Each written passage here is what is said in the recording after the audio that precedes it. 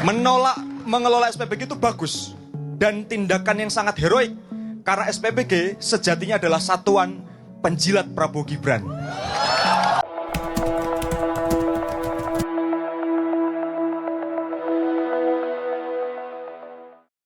Ketua Badan Eksekutif Mahasiswa BEM Universitas Gadjah Mada periode 2025-2026, Tio Ardianto, menjadi sorotan publik usai melontarkan kritik tajam terhadap program Satuan Pelayanan Pemenuhan Gizi (SPPG).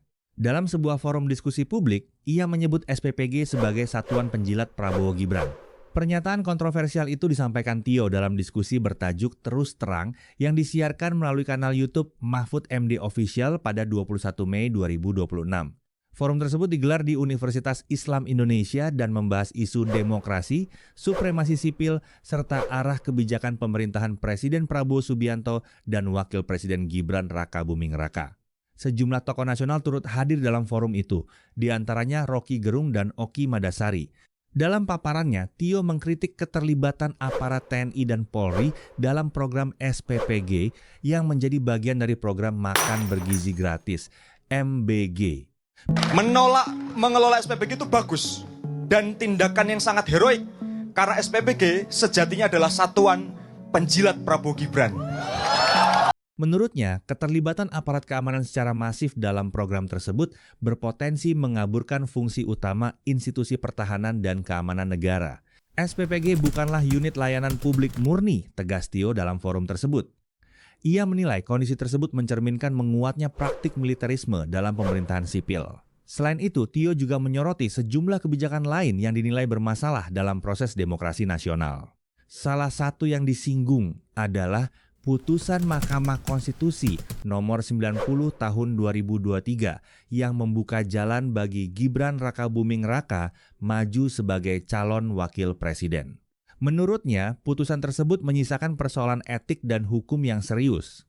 Tio juga mengkritik pengangkatan Teddy Indrawijaya yang masih berstatus prajurit aktif TNI sebagai sekretaris kabinet.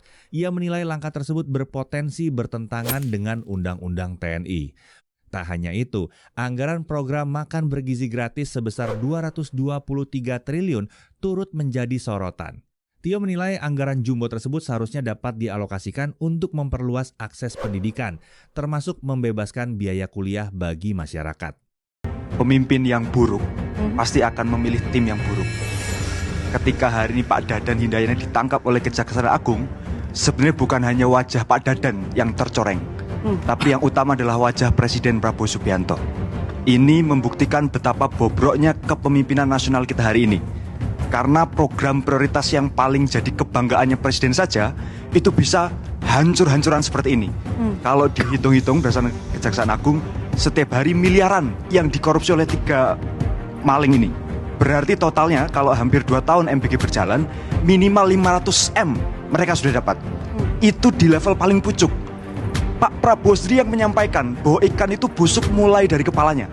Kalau sudah hampir 2 tahun busuk kepala BGN, maka hampir bisa dipastikan bawahnya juga lebih busuk lagi. Melalui kritik yang disampaikannya, Ketua BEM UGM itu menyerukan perlunya reformasi jilid 2 sebagai respons terhadap kondisi demokrasi yang menurutnya semakin mengkhawatirkan.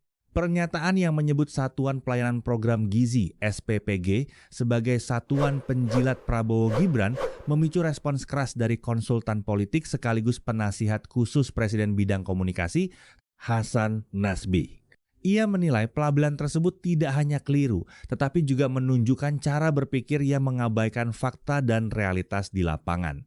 Ada orang yang bilang SPPG itu adalah satuan penjilat Prabowo Gibran. Nah ini kan sok paten juga, nalarnya didiskon juga ini.